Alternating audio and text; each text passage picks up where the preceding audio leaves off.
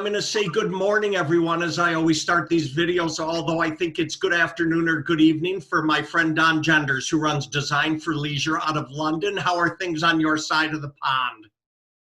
Well, we're having wonderful weather, Alan. The garden is budding, and there's an awful lot to be happy about. Whilst there's still, of course, a great deal of sadness in the world, we try and make the positives out of everything. Well, agreed. And I'm going to talk with you about the positive in a minute. But Don, you said it's 65, 70 degrees there. It's 90 degrees in Palm Springs. And we were talking about how the earth is getting, through all the pandemic, the earth seems to be getting a little bit of a breather. It's not a terrible thing, right? Absolutely. I mean, just small signs that we're seeing, the birds in the garden. I mean, birds that in the garden we haven't seen in years. There is a sign that the nature is reclaiming nature. There are some nice things. Even being down in the desert, people always talk about how blue the sky looks. But I walked out this morning with Kathy to walk Rocco, and I went, "Oh my God!" And she goes, "I know. I mean, the sky, even in the desert here, it's just crystal blue. That robin's egg blue, not like my shirt, unlike my shirt."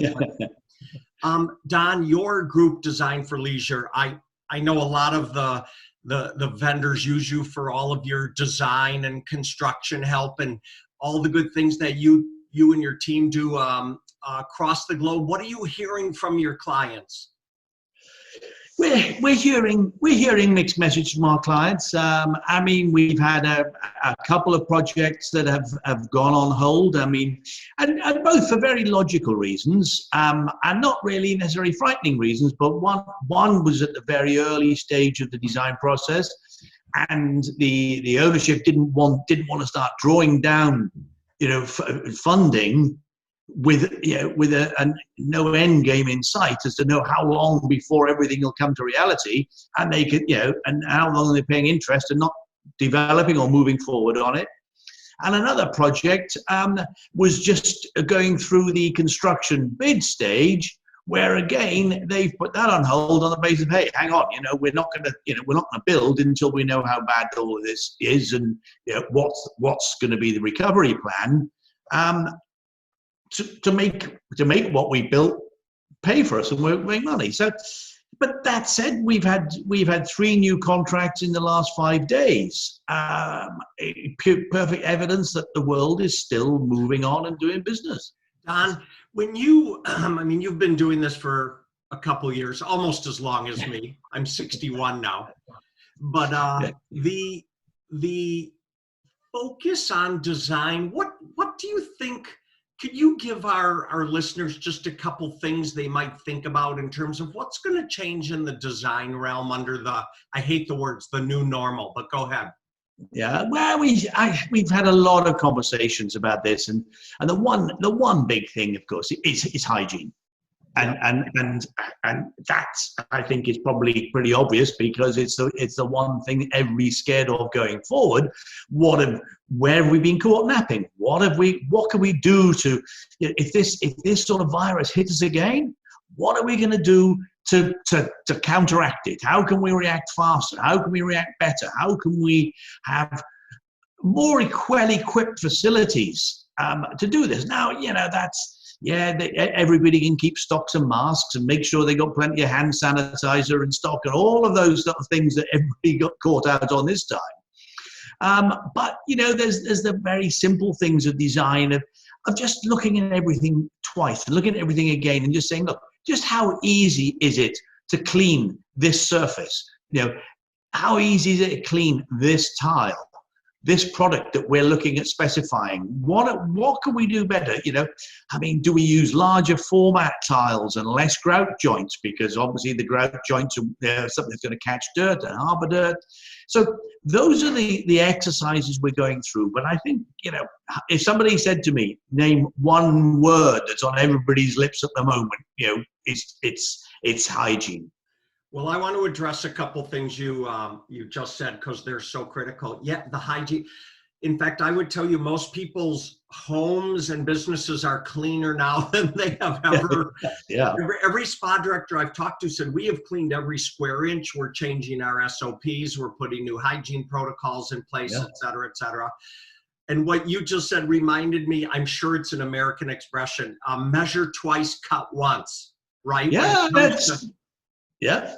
I think it's a carpenter's expression actually, and that's going back in my history. But I think that the way that we saw around the sort of turn of the millennium, and you didn't walk into a corporate headquarters or property where they didn't have a great big mission statement on the wall. You know, it was the in thing. It didn't matter. It could be a local mom and pop store around the corner, and it was a mission statement on the wall, how they're going to serve you better. Now, it wouldn't surprise me if we see the health, hygiene, and cleaning protocols becoming the new mission statement. It'll be advertising how well they clean their property, how they keep it clean, what they do in the best interest of public health. And I think that's something we'll see.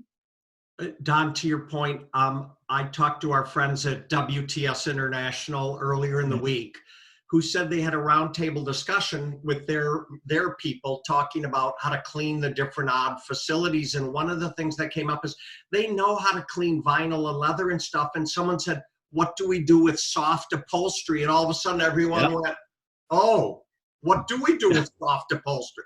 I mean, these are the things that will come up. Bruce Schoenberg, he owns a couple spas in New York City, said, do we have to start having a temporal thermometer at the door and checking people's temperatures when they come in? Well, you know, I think that's almost a case for public health departments and departments of health that, you know, around the country and around the world, really, to decide how that is going to be. Now, I think that, you know, like everything else, if you make it all too difficult, it'll never work, and it'll be designed to fail. You know, the guests aren't going to like the indignity of having to stand in line and wait till somebody turns up with a thermometer. And I think that, you know, it's going to be a case of people will have to take responsibility for their own protection as well. And I think that's, you know, look, you know, that's what it all comes down to. You know, none of us will be found without a hand sanitizer, you know, somewhere about our person. You know, we will all be carrying, if not wearing, but carrying face masks so that we can wear in case we feel that we're in a situation where we're under threat. I think that something that somebody asked me the other day, or very recently actually, about, what about these elbow door handles that you can hook the crook of your arm over, and you know, I mean, for those to be changed around the world will take forever. They're going to be designed and function on millions of different door styles. Well, one of the things, definitely the cleanliness part. I think maybe, I mean, I've always thought we are clean. I mean, maybe it will help enlighten a lot of people whose just general cleanliness isn't what it should be. But you are correct in terms of people need to start. I never liked the expression, hi, I'm from the government, I'm here to help you, right? I mean, people need to take responsibility for their actions the same way any type of spa channel facility will just have to start taking responsibility for them. And I think, Don, a lot of things will become clear over the course of the next year as we work our way through this. I think that's very much the case, Alan. I think people are going to sit and talk like we're sitting and talking. Yeah. And they're gonna do it within their own companies. They're gonna be doing it outside their companies. They're going to be sharing information, and I think that, you know, these are great levelers where competition goes out of the window, and competitors talk to competitors, and everybody is just happy to make our industry better. But I mean, the only other thing is, of course, we can't be too clean. Because if we make everything too clean, we won't have immunity to anything. And it's interesting. And if you look at some of the poorer countries in the world, they're the ones that are least affected by this virus, because they've got some immunity. Kathy and I laugh about this. We have some friends older than either you or I who have lived with they touched the menu in a restaurant, hand sanitizer, or they came in, hand sanitizer. they live with it in their pockets. And I have to tell you, I've never met two people who get sick more often than the two of them. Yeah. Right? You know, it's something that, look, we live with illness, we live with sickness, but we are all, as we move forward in the world, trying to live with wellness. And those are the things that I think that is what we need to be promoting is what to do to help yourself. And that's where we see it's important. And and setting standards. I'm sure you've seen our hydrothermal standards guide that we've written as an industry body, and it's those sorts of recording standards and monitoring standards and improving standards that will help us all in the future. Don, well said. I hope that, I did or didn't tell you, London is my third favorite city in the world, or in my top 3 favorite cities in the world, okay? I love the city I'm living in first. Yeah. I love New York City, because Kathy and I are both walkers, so we love walking towns, and I love London. I've been to London half a dozen times. It's just always makes me smile when I think about where you guys are living, so.